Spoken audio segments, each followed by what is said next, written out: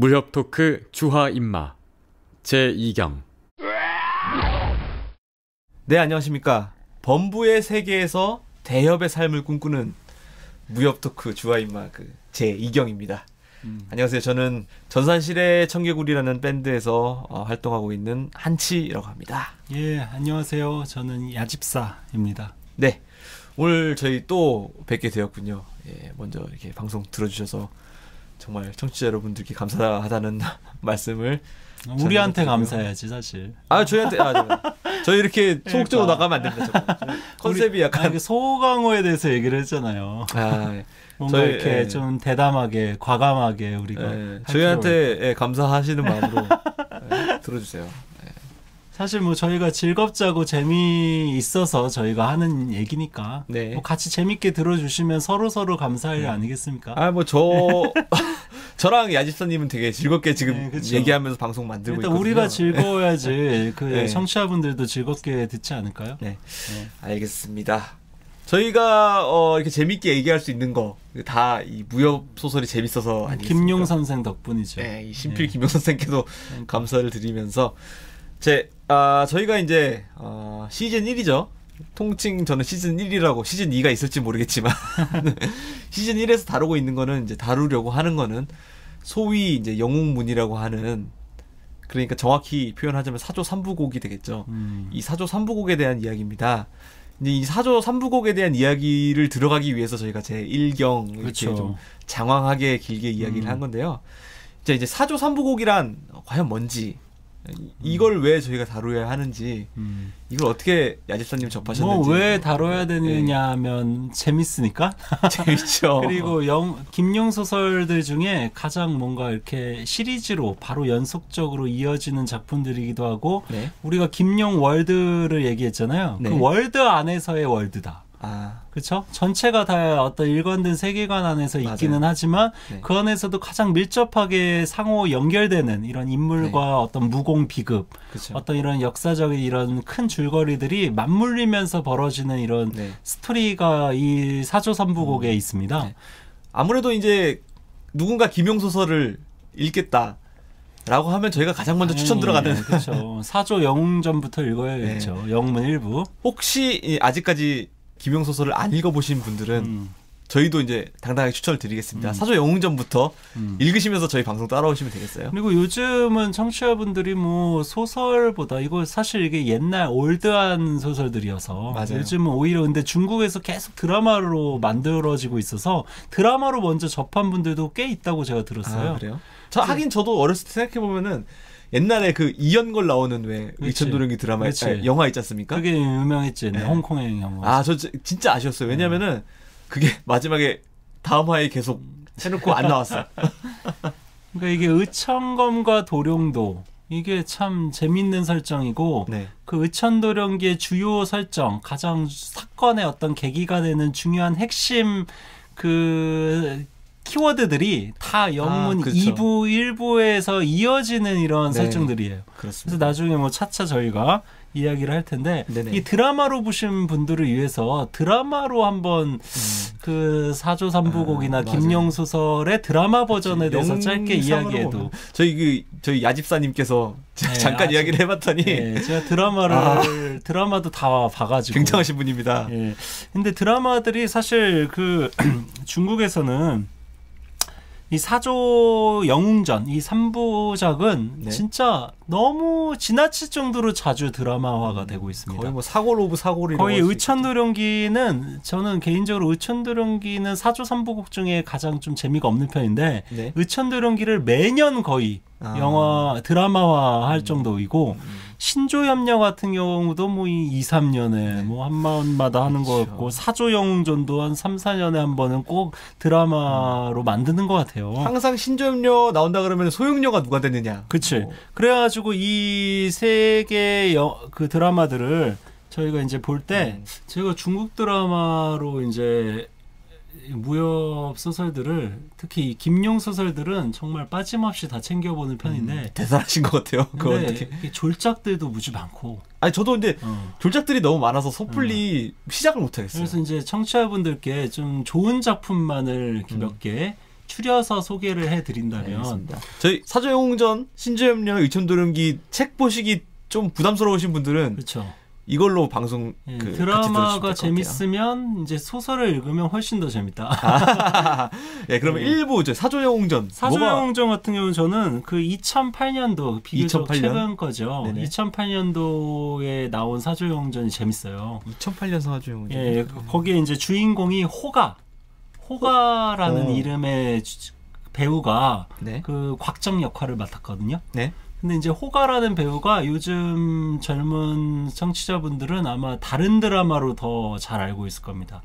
랑야방이라고 제가 한번 한치한테도 소개한 적이 있는데 저때 술자리에서 엄청나게 극찬을 하시더라고요. 랑야방이 이렇게 어떤 일종의 무공이 중요하지 않은 네. 이렇게 어떤 정치 스릴러로서의 무협극이라고 할 수가 있어요. 그래서 더 이상 무공은 중요하지 않아. 네. 어떤 거기도 언변이 중요합니다. 어떤 정치적 계략, 모략. 네.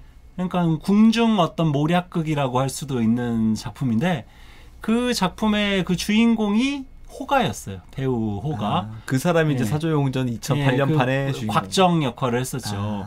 그 여자 황용 역할을 임의신이라는 배우가 했는데 황용 네네. 역할도 되게 황용 같이 이런 뭔가 재기발랄하면서 그 똑똑해 보이는 그 귀여운 이미지 있잖아요. 그 역할도 네네. 되게 잘했고. 청취자 여러분들 지금 적고 계세요? 적고 계셔야 되는 거예요. 적고 계세요. 이게 검색하면 다 나와요. 근데 이제 네. 2008년 호가로 검색을 해야 네. 워낙 많으니까. 맞아, 이게 똥들이 너무 많아서. 네. 아무튼 그리고 신조협녀는 어떤 신조협녀 같은 경우는 사실 뭐라 해도 유역비가 나오는. 유역비. 그치. 몇 년 판인가요? 2006년 버전이죠. 2006년 판. 예, 2006년 판 신조협녀. 유역비가 소용녀로 그 거의 여신의 비주얼로 등장을 합니다. 맞아요. 그래서 사실 유역비는 한국에서도 많이 알려져 있죠. 지금 뭐 송승헌이랑 사귀기도 했고. 네. 그래서 막 이렇게 비주얼이 현대적인 드라마의 비주얼이라기보다 어떤 이건 중세 여신풍의 비주얼을 갖고 있어서 좀 사극에 더 어울리는 외모라고 할 수가 있습니다. 유역비는 물론 매우 세련되게 생겼지만 사극에 특히 어울려요. 그래서 이 신조협녀만이 아니라 천룡팔부에도 그 유역비가 왕어원 역으로 등장하죠. 그 천룡팔부도 되게 재밌습니다. 아무튼 여러분 그럼 2부는 신조협녀는 2006년 판으로 감상하시라는 거. 근데 문제는 이제 그 의천도령기가 그렇게 제 입장에서 흡족할 만한 작품들이 딱히 없어요. 의천도령기가 기본적으로 항상 CG가 좀 많이 등장하거든요. 맞아요. 그 초반에 그 빙하. 그 뭔가 빙하들이 있는 곳에 북극에 이렇게 가가지고 벌어지는 스토리가 되게 길고 장황한데 그 부분에 대한 이런 CG들도 막 이렇게 되게 어색하고 물론 중국은 CG가 전반적으로 아직도 어색합니다. 가령 신조협녀의 그 신조 그게 항상 그 드라마의 드라마화의 가장 큰 걸림돌 아니겠습니까? 그렇지. 그러니까 저는 옛날부터 생각한 게 그 헐리우드의 CG 기술 이거를 적극적으로 어떻게 수입을 하든 뭐 벤치마킹을 하든 돈을 좀 써서라도 김용 소설을 다시 좀 이렇게 완성도 높은 이게 작품으로 어떻게 보면 어떻게 반지의 제왕보다 훨씬 더 훨씬 재밌죠. 에픽하고 내용적으로 엄청나게 재밌는 건데 아직까지 반지의 제왕에 쓸 수 있는 그런 기술적인 이런 어떤 테크놀로지를 이 김용 소설의 영화화나 드라마화에 적용을 한다면 얼마나 대단한 작품이 나올까 제가 좀 이렇게 항상 기대가 되고 그리고 사실 이 새 작품들 말고도 우리가 여기서 드라마 버전을 이야기할 때는 항상 물론 배우 아까 그 얘기를 안 했네. 그 신조협녀의 양과 역할을 황효명이요? 이라는 배우가 했는데 정말 잘했어요. 양과 같았어요. 느낌이. 근데 그 황효명이 녹정기의 위소보 역할도 해요. 근데 캐릭터가 완전 다르잖아. 제가 기억하는 녹정기 위소보는 그 주성치인데. 주성치 버전이 최고죠. 당연히 최고고. 근데 이제 예전 그 양조위도 역할을 한 적이 있었죠. 위소보 역할을. 근데 이제 2008년 녹정기에도 그 황효명이 주인공으로 나옵니다. 근데 이제 황효명 제가 2008년 녹정기를 볼 때 이게 황효명이 그 신조협녀에서 본 그 양과 배우인지 처음에 못 알아봤어요. 얼굴을 수술했더라고. 성형 수술. 그래서 이제 양과 역할을 하던 2006년 당시에는 약간 남성스러운 어떤 턱선이 굵은 네. 이런 외모였는데 그 몇 년 사이에 막 턱을 다 깎아내고 되게 좀 곱상한 이런 꼼비남 얼굴로 변신을 했더라고요. 그래서 이제 근데 녹정기 2008년 버전 정말 잘 만들었습니다. 여러분 녹정기 2008년 버전 퀄리티가 되게 높아요. 네. 그 어떤 이런 비주얼적으로 그리고 그 원작 소설 김용의 원작 소설도 되게 잘 구현했습니다. 네. 근데 그게 왜 가능한가 생각해봤더니 녹정기는 CG를 쓸 일이 없어. 그러니까 하나도 맞아요. 뭔가 어색한 거 없이 세련되게 언변으로 뭔가 모든 일들이 이루어지니까 그리고 그 여자 7명의 부인 여자들 비주얼적으로도 훌륭하고 완전 진짜 최고의 이런 어떤 중국 당시의 배우들 중에 최고의 미녀들만 다 캐스팅해가지고 그러니까 보는 어떤 이런 비주얼적인 이런 재미가 넘치는 게 그 2008년 녹정기. 알겠습니다. 아무튼 그 3부 이천도령기는 딱히 추천드릴 게 없습니다. 그리고 또 한 가지 제가 말씀드리고 싶은 게 이게 연출한 사람들이 중요하거든요. 네. 그 드라마나 영화는. 네. 근데 이 신조협례나 녹정기가 정말 잘 만든 이유가 그 연출한 감독이 같은 사람이에요. 2008년 버전과 2006년 버전 신조협례랑 녹정기. 네. 그 장기중이라고 이게 아는 분들은 다 아는 엄청 유명한 그 감독인데요. 그 장기중이 연출한 김용 소설 원작으로 한 드라마들이 실망한 적이 별로 없어요. 장기중이라는 이름을 장기중 여러분 메모하십시오. 주목을 하셔야 되는데 장기중. 이 장기중이 제가 정말 가장 좋아하는 소강호 드라마 2001년 판에서도 이 장기중이 감독을 합니다. 이 장기중이 이게 원작을 잘 뭔가 영상으로 구현해내는데 탁월한 능력을 갖고 있어요. 그래서 한국에도 이제 이 장기중 팬들이 매우 많습니다. 네.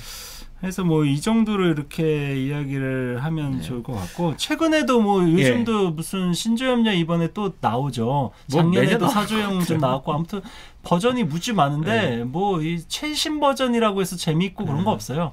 이게 소강호 2001년 버전 진짜 잘 만들었거든요. 아무튼 2001년 소강호, 2006년 신조협력, 2008년 사조영웅전, 2008년 녹정기 이런 작품들을 제가 가장 추천하고 최근의 드라마로는 아까 말씀드린 랑야방 그거까지 깨알처럼 끼어가는 보시면 좋지 않을까. 알겠습니다. 저희는 이제 사조 3부곡을 하고 있으니까 아무튼 다시 정리드리면 저희 방송을 이제 앞으로 들으시면서 같이 드라마를 보시면 좋을 거는 2008년 사조영웅전과 2006년 신조협력 그리고 이천도령기 드라마는 아무거나.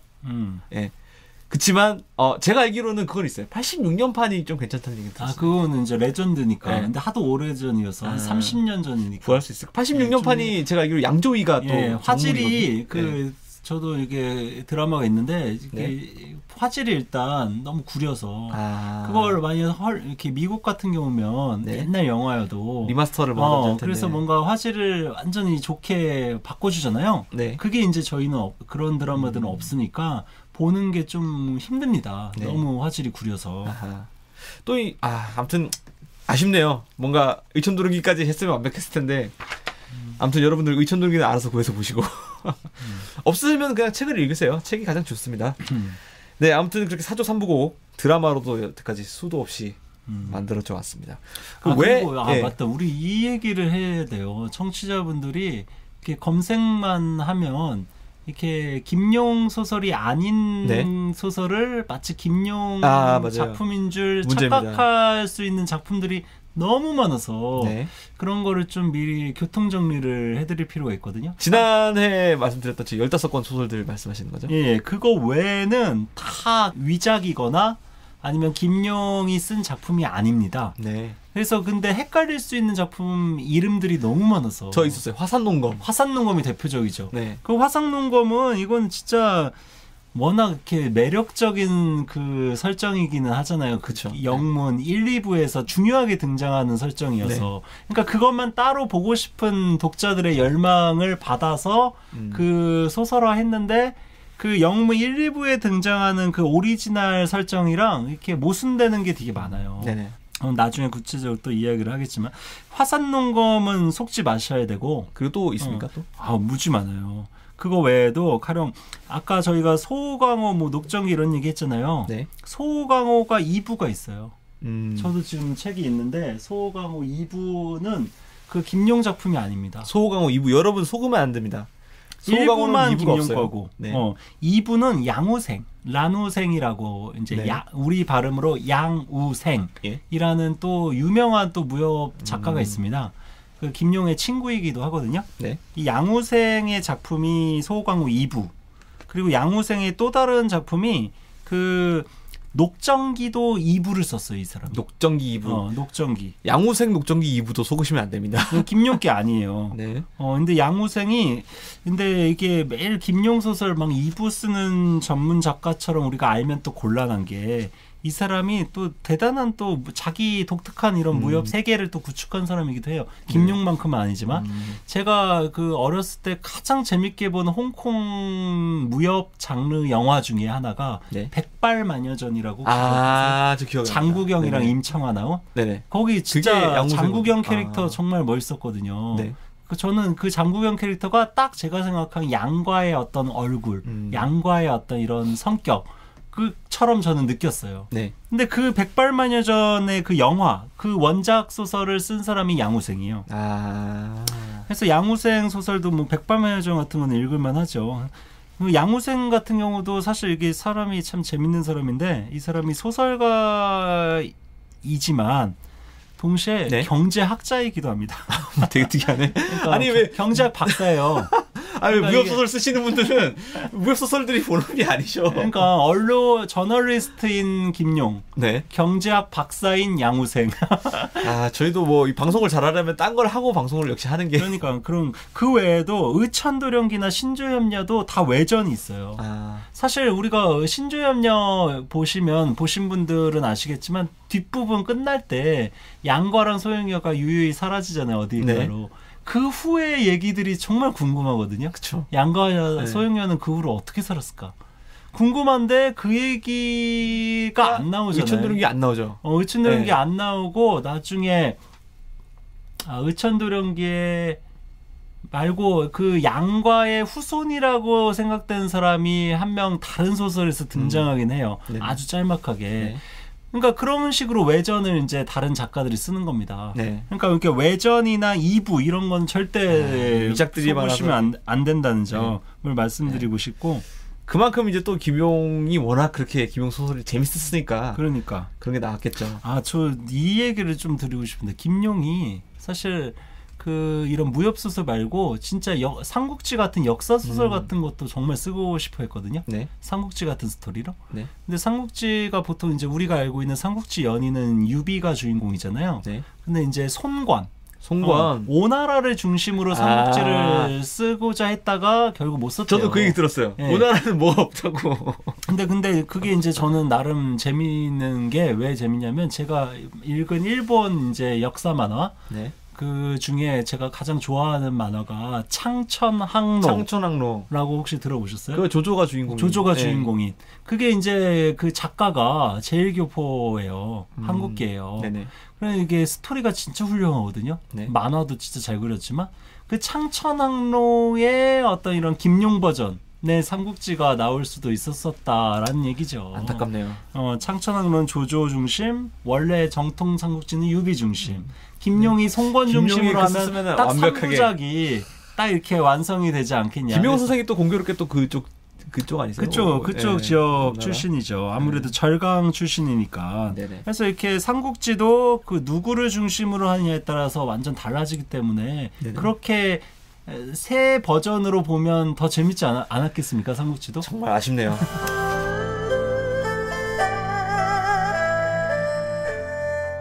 운기조식의 시간입니다. 복사꽃은 임자가 없어도 스스로 피어나고 황량한 대지 위로 밤까마귀 날아드네. 무너진 담장 너머로 보이는 낡은 우물.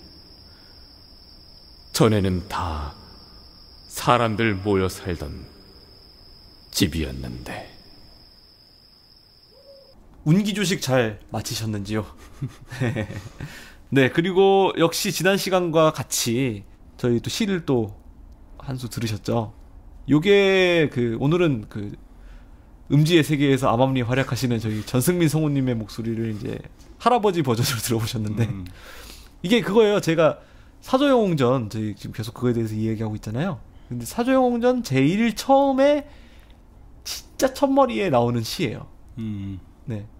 한번 또 의미가 있는 것 같아서 이번 제 목소리가 좀 그 시 느낌이랑 되게 어울렸던 것 정확했던 것 같아요. 네. 네. 네, 그러면은 이야기를 계속해 볼게요. 저희가 이제 앞으로 계속 사조 3부곡에 대해서 얘기를 할 건데 왜 사조 3부곡을 골라야만 했을까요? 가장 뭐 중요한 작품이죠. 김용 월드에 진입할 때 첫 관문이 사실 이렇게 우리나라 번역 제목이 영웅문이잖아요. 이 영웅의 길로 들어서기 위한 관문에 해당하는 작품이 사조 3부곡이죠. 뭐 저나 야집사님도 이 영웅문을 이렇게 통과하고 영웅을 읽어야만 그 다음에 뭐 소호강호든 뭐 녹정기든 철령팔부든 읽을 수 있는 거죠. 녹정기부터 읽는 경우는 없다. 맞아요. 너무 돌아가는 거고. 아무튼 그러면 이제 첫 작품 사조영웅전. 일단 사조영웅전은 제목부터가 이렇게 뭐 사조영웅전의 이 영웅이라는 단어, 사조는 쏠사자, 화살을 쏘다. 그 조는 이제 그 세조자 아니겠습니까? 맞습니다. 그러니까 어떤 이게 원래 조각하다라는 뜻이기는 한데 기본적으로 그 곽정이 그 몽골에서 어린 시절을 보내잖아요. 그래서 사실 어떤 이렇게 매들과 같이 이렇게 살고 그랬거든요. 거기서 이제 모티프를 이제 가져와서 제목을 만들었죠. 그 사조영웅전의 주인공이 곽정입니다, 청취자 여러분. 곽정이 이게 벌써 60년 전에 나온 작품이에요. 이게 1957년. 57년. 진짜 오래됐죠. 정말 오래됐네요. 우리가 태어나기도 한참 전에. 57년에 우리나라는 아직 4.19가 일어나기 전이었죠. 이승만 치하였죠. 이승만 치하에 이런 명작이 나왔습니다, 여러분. 그러니까. 여기서 이제 이게 곽정이라는 캐릭터가 사실 되게 설정부터가 재밌는 설정이긴 했어요. 왜냐하면 곽정이 제가 전형적인 대협이라고 아까 말씀을 그 저번 방송에서 드렸지만 꼭 완전 전형적이진 않아요. 이게 명문가 출신도 아니고 잘생기지도 않았고 사실 주인공들은 보통 이렇게 잘생긴 거나 명문가 출신인데 몰락해가지고 복수하는 게 가장 흔한 무협소설의 스토리거든요. 곽정은 게다가 똑똑하지도 않아. 생각해보세요. 멍청하고 얼굴도 되게 뭔가 평범하거나 잘생긴 얼굴 절대 아니고 집안이 좋은 것도 아니야. 그런 게 주인공입니다. 근데 그런 인물이 평범한 인물이 범부여라고 할 수 있는 인물이 나중에 진짜 대협이 되는 되죠. 내용이 그 일부의 스토리예요. 기본. 그래서 곽정의 이런 어떤 결핍된 지점들을 보완해주는 역할을 하는 히로인이 바로 황용이죠. 황용은 진짜 이쁘고 똑똑하고 집안 좋고. 그러니까 곽정과 딱 반대예요. 그리고 엄청 머리가 비상하잖아요. 그래서 곽정과 황용이 완전 좋은 이런 짝이거든요. 서로를 보완해주는. 곽정, 황용 그 콤비가 이제 평강공주와 바보 온달의 어떤 수준이라고 할 수 있어요. 뭐 신조협녀나 의천도 물론 신조협녀는 그 어떤 소용녀와 양과의 관계가 있지만은 근데 사조영웅전의 어떤 황용 곽정 콤비는 좀 느낌이 많이 다른 것 같아요. 말 그대로 진짜 팀 같은 느낌이 있거든요. 아무튼 그렇습니다. 그리고 다음 소설 신조협녀는 어떤 작품일까요? 신조협녀는 가장 김용 소설 중에 제가 가장 사랑하는 작품이 신조협녀랑 소호강호라고 말씀드렸는데 사실 러브 스토리죠. 그쵸. 사랑 이야기죠. 그 양가와 소용녀의 그 절절한 사랑. 그게 사실 지금도 뭔가 많은 이런 전 세계 독자들의 심금을 울리는 되게 기막힌 어떤 이런 이별과 만남. 아주 둘의 관계가 또 사제지간에 금지된 사랑 같은. 사제지간이라고 하면 지금이야 뭐 선생과 제자 사이도 뭐 심지어 소용녀가 위죠. 그치. 소용녀가 싸부입니다. 싸부죠. 근데 나이도 많고 더 양가보다. 게다가 중세 이 무림의 세계에서는 사부와 제자가 사랑해서 결연을 맺는다? 이거는 진짜 해륜적인. 그쵸. 요즘으로 따지자면 거의 뭐 엄마와 아들이 혼인하는 수준의 말도 안 되는 폐륜이에요. 아니면 무슨 이렇게 형제간에 남매지간에 서로 이렇게 뭔가 결혼하는. 저희가 상상하기 어려운. 그러니까 그 감각으로 이 소설을 읽어야 돼요. 그러면 그 당시 그 둘이 사랑을 뭔가 이렇게 선언했을 때, 우리 사랑하는 사이라고 선언했을 때 곽정을 비롯해서 주변 황룡까지 개방적인 황룡까지 일부의 주인공들, 일부의 우리가 그토록 매료되었던 그 일부의 주인공들이 2부의 양과 성룡녀의 사랑에 다 진짜 깜짝 놀라면서 이걸 진짜 꼰대적인 갑자기 이렇게 주인공 일부의 그 매력적인 게 감퇴되는. 네. 근데 그 사람들 마음이 이해되죠. 그쵸. 요즘 시대 막 남매간에 엄마랑 자식이 막 결혼한다 그러면 주변 사람들이 어떻게 생각하겠습니까? 까무러치죠. 거의 그 정도 수준이라고 생각하시면 되겠습니다. 그 안에서의 세계는. 이게 여러분 신조협녀도 59년에 나왔던 소설이에요. 그렇죠. 이게 또 이 시절에 또 이런. 그리고 개인적으로 저는 곽정보다 양과 캐릭터를 너무 좋아해서 양과 캐릭터가 갖고 있는 그 어떤 뭔가 자유로움 그러면서도 비극성. 네.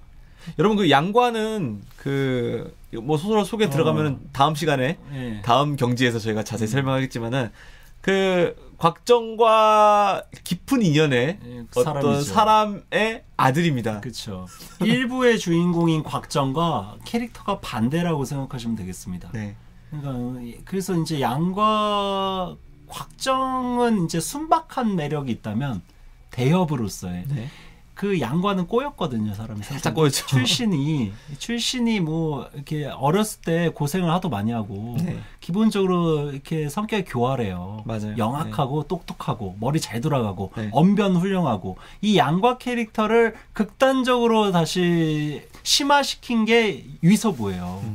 그러니까 비극적인 것과 무공 협객으로서 이런 것들을 다 거세시키면 위서부가 됩니다. 이게 캐릭터가 공명하는 지점이 있습니다. 위서부와 사조영웅전과의 심지어협녀는 진짜 그 밀접하게 관계가 돼 있고 바로 연결되죠. 스토리도. 그래서 아마 사조영웅전을 읽으시고 신조협녀를 읽으시면은 아마 굉장히 재밌으실 거예요. 그러니까 1, 2부가 연결해서 읽기 너무 재밌고 고려원 판본으로 각자 6권, 12권이거든요.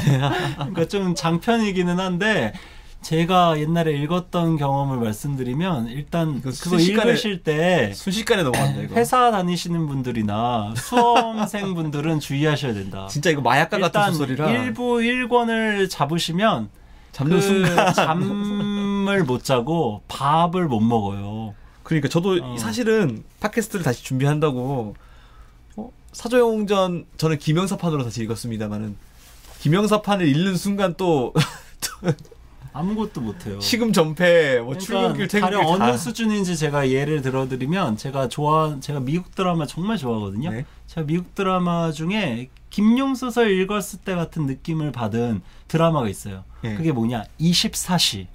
키퍼 서더랜드 주연의 잭 바워가 등장하는 그 24시라는 드라마가 김용 소설 읽을 때랑 느낌이 똑같았어요. 여러분 24시를 재밌게 보신 청취자분들은 당장 김용 소설 잡으시면 되겠습니다. 24시가 24시간 동안 이어지는 이런 내용이거든요. 24시간 동안 벌어지는 이야기를 1시간씩 쪼개서 24개짜리 그 에피소드로 만든 거예요. 시즌 1이. 근데 시즌 1이 바로 시즌 2로 이어지고 시즌 2가 시즌 3으로. 그러니까 이게 몰아서 보실 때는 한 거의 뭐 일주일 정도는 아무것도 못한다라고 생각을 하셔야 되는데 거의 그 정도 파괴력을 지닌 게 그게 김용 그 사조 상부작 영문이죠. 18권이잖아요. 18권 보시려면 일주일 걸립니다. 이 권수로 따졌을 때는 되게 많아 보이지만은 읽으시면 순식간이다. 그래도 이 얘기를 계속 드리고 있는 거고요. 아무튼 마지막 작품 또 의천노령기가 있죠. 의천노령기는 일단 제목부터가 이게 영문 2부와 연결되는 제목이에요. 영문 2부에 그 스포일러 벌써 얘기해도 되나? 나중에 얘기할까? 스포일러 있으니까요. 이쯤에서 잠깐 이렇게 슬라이드바 넘기셔가지고 넘기세요. 안 보신 분들. 그러니까 영문 1, 2부의 가장 중요한 무공 비급이라고 할 수 있는 구음진경. 구음진경을 그 양과의 그 현찰검을 녹여가지고 그 구음진경과 함께 또 무목유서라고 그 또 옛날 송나라 그 전설적인 레전드 장군인 악비라는 쓴 사람이 쓴 병법서가 있습니다.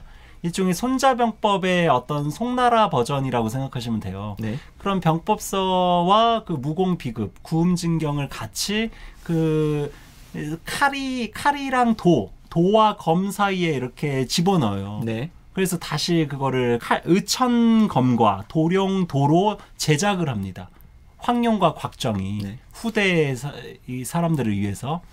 그래서 그게 이제 영문 3부가 시작하면 의천검과 도룡도를 얻는 자가 천하를 뭐 호령하리라. 이런 어떤 소문들이 네. 강호에 파다해지거든요. 그래서 이제 누구나 다 의천검과 도룡도를 구하려고 혈안이 돼요. 근데 그 비밀이 사실은 칼 자체가 날카로워서 이게 천하를 지배하는 게 아니라 그 안에 있는 무공 비급과 그 병법서. 맞아요. 이것도 설명을 드려야겠네요. 의천검과 도룡도 이 뜻을 한번 설명을 드려야 될 것 같아요. 의천검이라고 하면은 제가 알기로는 삼국지에도 나온 바 있는 검이 아닙니까? 기억이 안 나죠. 삼국지. 조조검이 의천검이었던 거죠. 그랬나요? 이 검과 일단 도의 차이도 좀 아셔야 될 텐데 이 검이라는 것은 양날이 이제 날이 양쪽에 있는 것을 검이랍니다. 네. 그래서 이제 그 의천도룡기에서는 그 의천검을 곽양이 세운 그 문파 있잖아요. 아미파의 장문인이 네? 의천검을 사용해가지고 대단한 사륙을 벌이는 장면들이 인상 깊게 묘사가 되고 있죠. 네네. 그리고 도룡도 같은 경우는 이제 그 사손, 근모사왕. 여러분 사자후라는 말씀 아시죠? 사자후. 거기에 나와요. 사자후가 이 의천도룡기에 나오는 근모사왕이 쓰는 무공입니다. 아 진짜 사손도 뭐 캐릭터가 되게 독특하고. 저 근모사왕 사실 굉장히 좋아했어요. 그러니까 뭐 이렇게 사람이 좀 왔다 갔다 하잖아요. 정신적으로 그쵸? 충격을 크게 받아서 그 사람이 이제 도룡도를 갖고서 그 비밀을 파헤치려고 하지만 뭐 둘 다 실패하죠. 네. 그 도는 한쪽으로만 날이 있는 것을 도라고 합니다. 그래서 칼은 좀 이렇게 얍상하게 이렇게 빠르고 네. 도는 뭔가 이렇게 묵직하고 더 파괴력이 있는 네. 도룡도라는 것 자체가 용을 이제 용을 도륙할 수 있을 정도의 대단한 이런 그 도라는 뜻이죠. 네. 그래서 이 의천도룡기라는 작품이 제목도 이제 아주 깊이가 심오하고 그래서 이 얘기도 드려야겠다. 이 의천도룡기에 들어가 있는 그 구음진경 말고 구양진경이 이 의천도룡기에 등장하죠. 이게 여러분 그 사조영전 신조염녀와 의천도룡기 사이에는 그 소설 안에 시간 차이로 약 한 100년 정도 시간이 흘러가 있는 상태입니다. 그러니까 신조염녀 끝부분과 의천도룡기 처음은 한 100년 정도의 시간 간격이 있어요. 근데 사조영전과 신조염녀를 관통하는 어떤 피바람을 불러오는 무공비급이 구음진경인데 의천도룡기 때 갑자기 뜬금없이 구양진경이 등장합니다. 그렇죠. 구양진경이 등장하는데 이제 그걸 장무기가 근데 정확히는 구양진경이 그 신조염녀 끝부분에 처음 등장해요. 아 그래요? 그 기억 안 나세요? 그 누구냐? 그 장산봉은 어렸을 때 기억나요. 예. 장산봉이 어렸을 때 자기가 모시고 있는 이런 대사 때문에 그 곽양과 함께 그 구양진경을 일부 이렇게 배우죠. 네. 그때 이제 그 구양진경을 짜잘한 이런 악당들이 훔쳐다가 둘이 서로 싸우다가 원숭이 뱃속에 넣고 그게 나중에 이 얘기는 뭐 아무튼 그렇습니다. 예. 구양진경이 의천도룡기에 등장한다는 거 이것도 재밌는 것 같아요. 사조영전 시대에는 구음진경이 피바람을 몰고 왔다면은 구양진경이 중요하게 선보에서 등장하고 이게 이름도 되게 멋있게 지었어요.